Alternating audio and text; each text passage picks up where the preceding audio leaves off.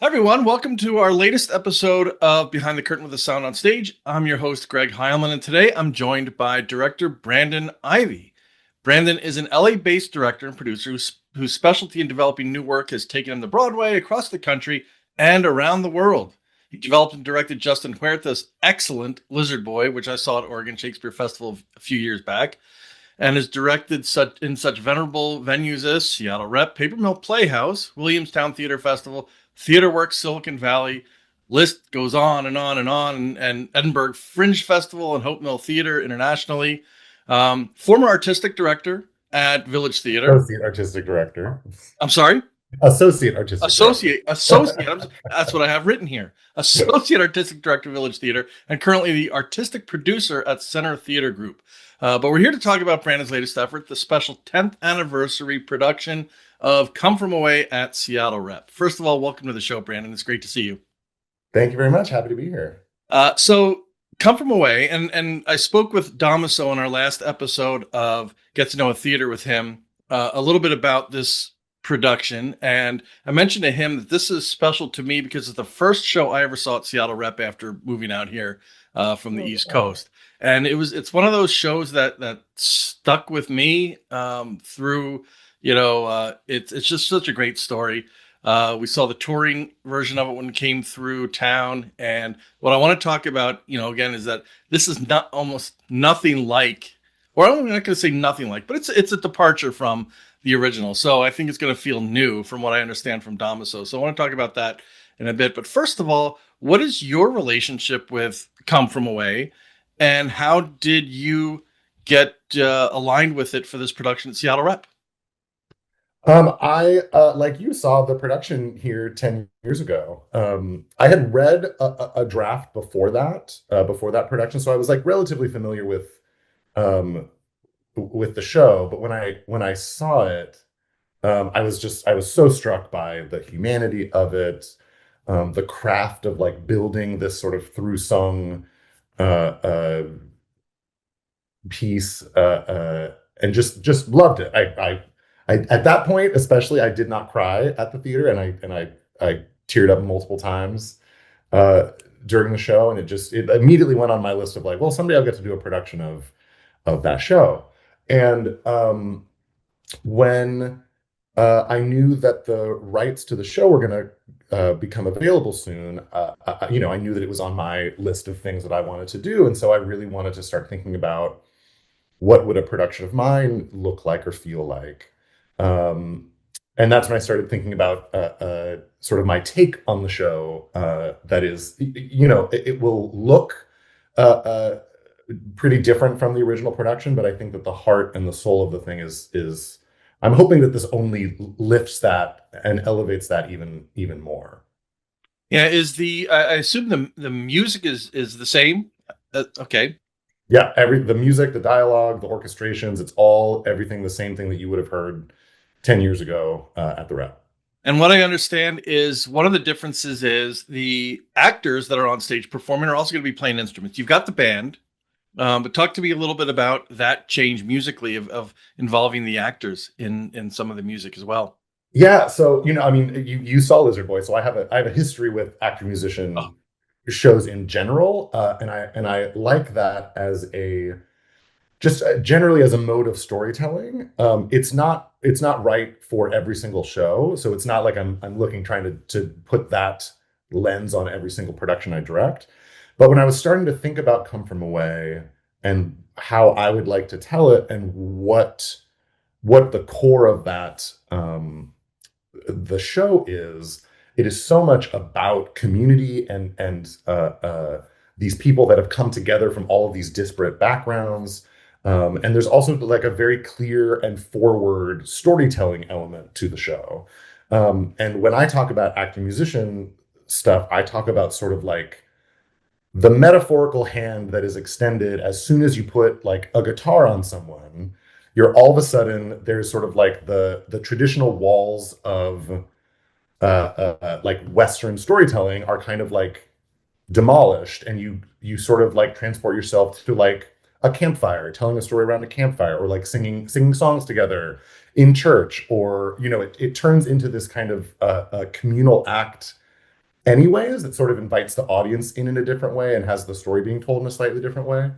And so that seemed like a really ripe way to tell this particular story. In that original production, there's already some musicians on stage moments that are Hmm. really thrilling in the show. And so it kind of had already found a bit of its way towards that mode anyways. Um, and so I had this idea of an actor musician production, and Damaso and I were chatting about any number of different things. And I said, "Oh, by the way, I have this idea for an actor musician. Come from away if that's of interest to you." And he was like, Come from away is like very high on our list, but we obviously like we did the iconic original production, and he didn't want to just do another production of that because that has also been the tour has come through twice, I think, since then. So he's like, we don't want to do a production unless it is sort of like freshly imagined or like something new that we can add to this legacy. And so I was like, well, I'm really interested in this. And he was like, that sounds like a really great idea. Let's talk more about this. So then as I started thinking more specifically about what that production might look like, um, I called a friend of mine who is one of the original producers of the show that actually he's Canadian and found the show up in Canada and brought it down to the States where it found a bunch of other producers and the folks that brought it to the rep and all that. And so I wanted to tell him about this idea of mine and kind of, I thought it was a good idea and I was going to show off a little bit like, isn't this a cool idea for the show that you discovered? And we Zoomed and I told him this idea and he went, oh, so it's like a kitchen party. And I had Yeah. no idea what that was. I went, oh, tell me about a kitchen party. I don't know what that is. This is a Canadian and specifically Newfoundland Yeah. tradition where the kitchen is like the center, the heart of the home, and so Newfoundlanders will invite friends, family, strangers over, and people will bring food, drink, their instruments, and they'll hang out in the kitchen, sing songs, tell stories, eat, drink, be merry, all of that kind of stuff. And so then I started down this rabbit hole of researching kitchen parties and was like, "Oh my gosh, that's exactly what we're doing." And he even said that yes, in the writing of the show, it has this element of people sort of coming together to like recount this tale. He was like, "It makes so much sense. It's perfect." And then the fact that it was supported by this like, culturally specific way of telling stories and gathering, I was like, "Well, this is a no-brainer." Yeah. Um, It's funny you mentioned that because, and maybe in your research, you've come across the music of Great Big Sea, the Canadian band. sure, yeah, Yeah, yeah. I discovered them when I was up in Atlantic, Canada, and I mean, great music. But then I discovered them before I saw Come From Away. So then when I saw Come From Away, like this is exactly, as the Newfoundland that I've pictured, the people, through their music, it's exactly depicted here. And they talk about kitchen parties in their songs. And that's I love to hear that. Yeah. Yeah. Yeah. So that then, the more I got into the research of these kitchen parties, and I found some like really great video footage of kitchen parties. I mean, going back to like the 60s, it's really, really cool. And so, a kitchen is a little too small to put on the Seattle Rep stage. That'd be a very big kitchen. So we talk about this as if it's like the biggest kitchen party you could imagine, and they have gone to the local school and have taken over the gymnasium at the school. And so when you enter the lobby and the theater, you'll be welcomed with like banners that say like "Welcome back," because the idea is that at the end of the show in the script there's a moment when it transitions to 10 years after Right. the events of September 11th and everyone is returning to Gander, and that's the idea. We've taken that moment at the end of the show and spread it across the entire show, so the whole show takes place at the 10th anniversary of these events and everyone is returning to recount how they all met and how they all connected in the first place. And in the script, it says they commemorate what was lost and celebrate what was found. Mm. So when you enter the theater, you enter into the gymnasium and you're met with like "Welcome back" banners, and everyone's brought their casseroles, and there's drinks being served on the stage. So you can actually go up onto the stage and get a drink and join the community, right? It's like everyone is coming and is joining this. And so hopefully the audience will feel just a part of this reunion as everyone on stage. And then there's this whole meta part of it, of it's also 10 years after the rep did it. And so we are literally welcoming people back, having seen the original production. We're celebrating what that did to the world of theater and the return of it at the rep. So it works on all these really Oh yeah. different levels, which I'm very excited about. And that is exciting, and that's the beauty of theater, is that you can take a story like this and you can tweak it and put your own stamp on it, uh, and evolve it. Make it a part of the community, because theater is community. I mean, that's one of the things that Yeah. we try to emphasize here. And so yeah, I'm looking forward to it. And this sounds like a wonderful take on it. What can you tell me about casting the show? Because are they all local actors? It's a mix. I think there's 4 out-of-town actors and 8 local actors. So it's a mix of folks. Speaking of community, there's a lot of folks that have some deep community roots in the show. Folks that have like decades of experience working together, and even some of the folks that are coming from that come from a ways of the cast. Some of them are like OSF regulars, and so they already have ties to a lot of Seattle folks. Some folks are like Portland based, and so they have done shows here in the past, and they know people from Portland. So that sort of Portland Seattle pipeline is really strong. There's a lot of like musicians coming back from the band from the original production 10 years Okay. ago. But yeah, it's really really exciting, especially since casting this particular version of Come From Away is especially tricky because of this actor musician element of it. The thing that's even tricky, it's already tricky to cast an actor musician show, but when I have done actor musician shows in the past, you are building the orchestrations around whoever is in the show. So you cast people and they play whatever instruments they play, and they play those instruments at whatever level they play them at. And then you orchestrate the show around those people, their skill sets, the instruments they play, and then also even like the staging of like, well, I staged this to happen, and you're standing next to a ukulele, but you're supposed to play guitar. Well, why don't you play that ukulele? It's sitting right there, and we'll Yeah. reorchestrate and rethink some things. And part of that's why Lizard Boy has such a kind of like even flow to it, Hmm. is that it's so built around the skill set of the actors. And in this production, we are using the original orchestrations from the show, which is why I said earlier it's going to sound exactly like everyone remembers. So we're actually working backwards a little bit, where we have to have a certain number of guitar players, a fiddle player, a mandolin player, a bouzouki player, an octave mandolin. Like there's all these instruments that we have to have covered, and we also have to have covered at a certain skill level, because they have to play these Broadway books. None of this score is kind of simplified or anything from the original production.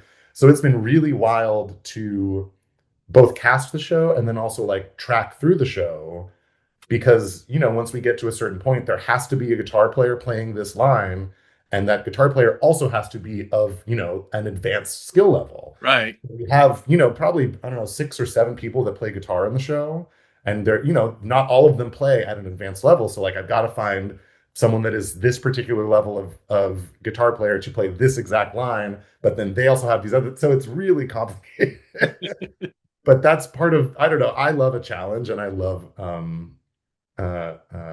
like musical theater especially is sort of this, like, I call it a structural monstrosity. It's just like it is about structure and form, and so anything that can kind of push that form and challenge that form is really exciting to me. And I think the cast is having a really seems to be having a really good time, despite how challenging it is. So many of them have said, as an acting musician, I often just stand in the back, play my instrument, and then when I'm done, I put my instrument down and I walk forward and I do my scene. And then when my scene's over, I go back to the back of the stage, I grab my instrument again, and then start playing again. And I have a very different philosophy about actor musician shows, and that is that the convergence of the actor and the musician simultaneously is the most interesting way to do this kind of work, and it actually elevates storytelling at certain points. So we have a lot of um, we call it instrument dramaturgy, where we're saying like, well, who's playing that instrument and why are they playing it, and how can that help underscore, emotionally what's happening or plot wise what's happening. So there's a lot of this going on, and the actors have been really really positive about like, wow, I've never done this version of an actor musician show before, and it's really challenging them, and it's also like I think illuminating a lot of stuff, and I hope it does the same thing for an audience. Yeah, well, I imagine the variety of this versus what they've done in the past is gotta be fun, just because it keeps it fresh, keeps it different than what they're used to. Now you're based in LA, and I've interviewed Amina Kaplan, who's Florida based, who's directed some shows up here in the past, and you've obviously have some roots here in the area. How is it with you as far as directing it? Being based in LA, directing a show in Seattle. What do you when the show opens? Do you go back? I mean, how does the logistics of that work? Yeah, well, I am very freshly LA based. I moved down in mid-July. Okay. Um, yeah, so I was here for a very long time. I lived in New York for 9 years, but even during that time, I was splitting my time between there and here. And I moved back here in February, March of 2020, actually right before the pandemic happened. And I've been here until July. So I'm very fresh in LA, and I'm still figuring it out and getting used to it. And I know my route from home to work and work to home, and I'm figuring everything else out, including a new job and all of that kind of stuff. So it's been actually really lovely to come back, because I miss it here. I miss the people. I miss the community. I miss the water and the trees. I was gonna say it's not as Um, dry as LA, that's for sure. Yeah, it's yeah, yeah, Southern yeah. California is I extremely. mean, I will say that sun in California is no joke. Like I did not realize how much my mood is upped by by constant 70 something degree weather. Um, but yeah, it's been wonderful to be away for a couple months, come back and kind of get to see all the people that I've missed, and kind of like slowly wane myself off of Seattle. But yeah, once we open, I'll head back to LA like 2 days later or something. Okay. Um, Well, the show opens. Well, preview performances start November 28th. It's already been extended through January 4th, which is amazing news and not necessarily altogether surprising. Uh, you've got. I know we've got to let you go here in a few minutes. You've got rehearsal. What stage of the process are you guys in with preparation for the show? We just finished the halfway point of staging. We just got through half of the show staging. So we're in the thick of it. We're in the thick of it. And it's an exciting time because there's a lot of, there's a ton of planning that we've had to do in tracking the instruments and, staging the show on top of all of that, which is already complicated. Every actor is essentially in every scene anyways. Hmm. Um, and so there's lots of like chairs and props and costume pieces that they have to manage on top of an already complicated, uh, uh, you know, text and music show. And then they have to layer on top of that playing these instruments and also knowing where they go and which instrument they're picking up and all of that. So yeah, so we're smack dab in the middle, and we're trying to plug ahead really quickly so that we can get to run throughs, because with a show as complicated as this, getting reps in of just sort Hmm. of knowing like, okay, I finished that. Now where do I go? And which guitar do I pick up? And what hat do I put on? So yeah, we're in the thick of it, but it's energizing and exhausting. Awesome. Well, once this opens and you're back in LA, what do you have planned next? Anything yet, or is just the whole getting settled into Southern California? A lot of getting settled in. As you said, I'm the freshly minted artistic producer at Center Theater Group, which runs the Amundsen Theater and the Mark Taper Forum and the Kirk Douglas theaters. So I am going right into a bunch of other stuff. We are doing Here Lies Love, which is another weird Seattle Yeah, connection. yeah. Where CTG is doing the first like non-original production of Here Lies Love. So I'm one of the producers on that, and so we're in the middle of casting that right now. So while I'm rehearsing this on my breaks and at night and on my days off, I'm taking meetings about casting Here Lies Love and the stage manager for the other shows we're doing. Like it's there's a lot going on, and I'm a very busy and happy man right now. Yes, busy is a good thing in this business, right? So, well, Brandon, thank you so much for taking the time. We'll let you go. You've got rehearsal. But boy, I'll tell you what, I'm looking forward to this production of Come From Away. Love the first one, and I love the what you're doing with this one. It sounds like a fresh and unique take on it, on a show that sort of is light in a dark world. And we all kind of need that right now. We need to know that there are good people out there, because we're always bombarded with the news that they don't exist, but they do. And this show is definitely illuminates that. So thank you for the time. Thank you for bringing this to helping bring this to the stage here in Seattle. We'll be there on opening night. Can't wait to see it. And best break legs, best of luck, all of that. So once again, my guest here on Behind the Curtain with the Sound on Stage has been director Brandon Ivie. The Come From Away preview performances start November 28th. It runs through January 4th now, which is great. And I thank you for watching this episode of Behind the Curtain with the Sound on Stage. I've been Greg Heilman, and until next time, I will see you at the stage door.